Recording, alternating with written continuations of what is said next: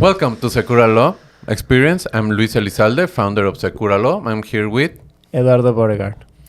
Okay, finally, now we are after so many weeks that we have full this place. Now only two of us. Back to basics. Yeah, exactly. That's good. Sometimes it's really good to get back to that.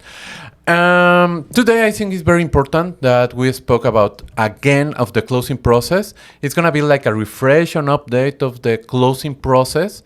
Remember, we tried always to keep it simple for you so you understand the idea.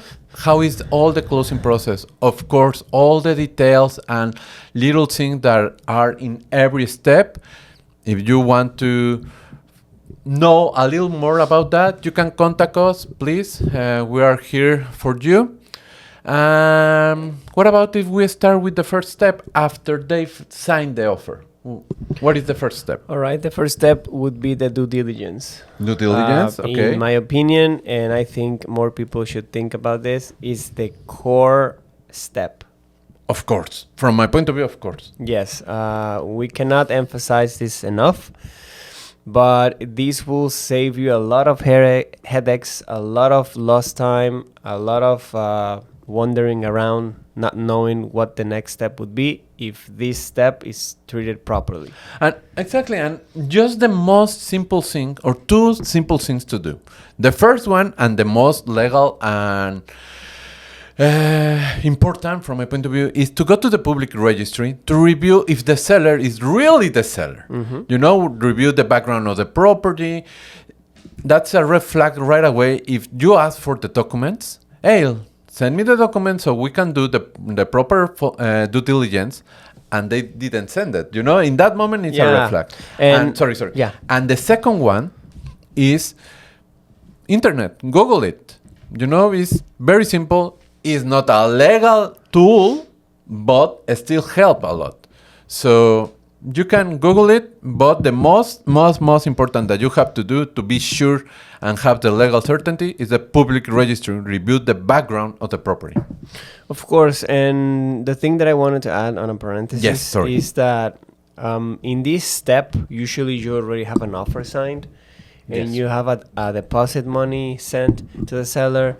And this should be given to you with no problem. I'm starting to see, for example, with developments that they are asking buyers to sign an NDA for releasing these public documents.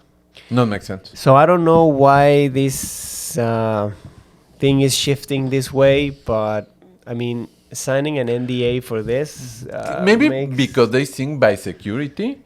But still, you know, it's public information. Exactly. You can find this at the public registry. I mean, they're making themselves the transaction harder and slower because all of these new contracts to protect themselves, I don't know from what, because all you can do is also find these at the public registry. So exactly, just for you to know that sometimes you may encounter this and you need to know how to navigate it. Yeah, totally. So that was the first step. We're going fast, as I said. More details about this, please contact us. Will be a pleasure to help you or to give you more information for free. The second step will be the promissory contract. Exactly. If the due diligence is perfect and everything looks good with the background of the property, we can move on with the promissory contract. But what do you think is the most important in the promissory contract that they can see? The most important for me would be that in this step, we actually start assigning penalties. Good. For me, that would be the main difference between an offer and a contract, because you will see mostly the same information: purchase price, payment schedule, seller, buyer, brokers, closing date, maybe annexes or inventory for the property.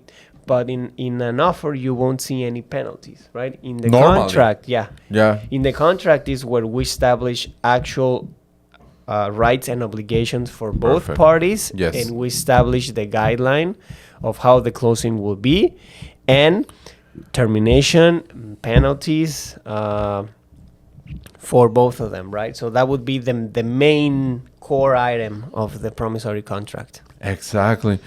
The penalty, I think, as you, that is the most important. Why? Because normally we establish a penalty of 20% of the purchase price. Why? Because what happens if you establish a penalty of 10% and maybe the seller get another offer for maybe 20% more? So he can say, okay, I cancel the contract that I already have for 10%. I paid that 10% and I still earning more.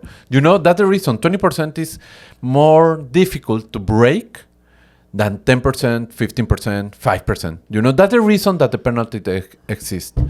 And something that is like not exactly in this point, but very important to say, right now, everything looks like has to be really fast. Please, this is your investment. It's your second home. Your investment property is at the end an investment. Don't rush it. The normal time will be 45 days to close. But with all the pre-closing document, the municipality is taking too much time to provide the certificate when you request it. Let's say that between 45 days to 90 days will be an amazing time frame for the closing. Don't try to rush it. Hey, I have the money, I have the cash, I want to close tomorrow. No, listen, it's your investment and you want legal certainty of that and you want a smooth closing, make the time worth it, you know? If it's going to be 45 days with all the legal certainty, I think it's peace of mind for you. Just an extra. Definitely. I think we can move on to the third step. Yeah. That third step would be the trust. Why not second? Because in order to do this part, now you are actually engaging with an authority, and that in that step you are going to waste or invest time and money. Exactly. So I would not go into this step before signing a promissory contract to secure the transaction. Good one. The bank trust or the trust is like the translation for the real word in Mexico or the legal figure that is fideicomiso. You have to be aware that this trust is only for residential purpose. It's not that you can put a car, you can put money. It's not a bank account. It's only for your property, and it has a cost every year. The annual cost right now is around $500, more or less. the annual fee. Everything, yes. But to set a new one, the starting fee could start from $2,000 up to $2,600, depending on the bank that you're choosing. yeah. But it's been in between those. Yeah, and exchange rate and everything. Mm-hmm. Like, let's say 2,500. We can say something like that to set a new one. And in that new one is the cost of the permit, the cost of the first year per annual fee, and the execution of the title of the one that is in charge of the trustee bank. So that's the reason of this high cost. But every year you're gonna have to pay just 500 plus taxes. It's not gonna be even 600. So 540, 560, I think is the most. So that's in the third step. The fourth step? The fourth? Yeah. All right, now that we work with the bank, the fourth step would be formalizing the public deed, which is the pinnacle of the process. Yes. Because this is where we are actually conveying the legal property over to the new buyer. Obviously, we could not get to this part without going through the three first that we talk about. But for you to understanding and get the grasp of it, this is like where everything joins together. Exactly. At the public deed, we're going to have the same information as in the contract. Also, we are going to join the part of the trust where we're going to get the permit from the authorities, the signature from the bank, and this is where both parties actually have to pay their expenses, taxes for both parties, buyer and seller. and this is where it's formalized basically. And that's also the reason that we were thinking to add another step, but I think it's not another step exactly, but also that's the reason I told you about the time frame, because in order to have the execution of that title or the public deed, we need there was a new law about an appraisals. So we need to wait until the approval of the appraisal from the IRS of Quintana Roo to give us the opportunity to close. That means that in the title, that is going to be like a big book, you're going to have everything related to the real estate transaction, that is purchase price, property measure boundaries, seller information, buyer information, trustee bank information, permit information, appraisal, all the certificate of not debt of the property. So imagine all of that is going to be in one document. That's good. And your That's trust good. contract. Exactly, the trust contract. So at the end, this is going to be a big book for you, but only one signature. So that's really good for you. And that's it. In the fourth, I can say in the fourth step, we can add the appraisal. Yeah. It's not exactly a different Different step, but we have to wait and get that appraisal in order to close. So that's the first step. And the last one? The last one would be the registration at the Yes. public registry again. Exactly. The same place where we started, we're ending. So now we're going to register the new buyer's deed. And that process could also take some time because at the end of the day, we're dealing with an authority. And to be honest with you, the workload is very high since we are one of the fastest growing areas in Mexico and Latin America. Just the public register of Playa del Carmen also holds Tulum. So between Tulum and Playa del Carmen, there's a lot of real estate transactions happening at the same time. Every day? Every day. So that's why this usually takes the best 3 months, could be even 6. Yeah, exactly. And it's just patience. But don't forget about this step, because I already have clients, not exactly here, but a client that they hire after they close, because after 6 months, 8 months, they come with us and say, hey, I closed 6 months ago, 8 months ago, and I don't have my documents or my title. And I say, okay, did you go back to the attorney that you hired, notary? What did you do? Nothing. They forgot to go directly and ask that last step. Get the original. Because when you sign, you're going to get a copy of your title. But as the name said, it's a copy. Your original is going to be ready between 3 to 6 months after. That is going to be duly recorded in the public registry. So it's going to take that time. Don't forget that last step. If you came with us, of course you're not going to forget, because as soon as we have it, we will let you know. So that's something good with us. And something that I think is important to say is about the municipality.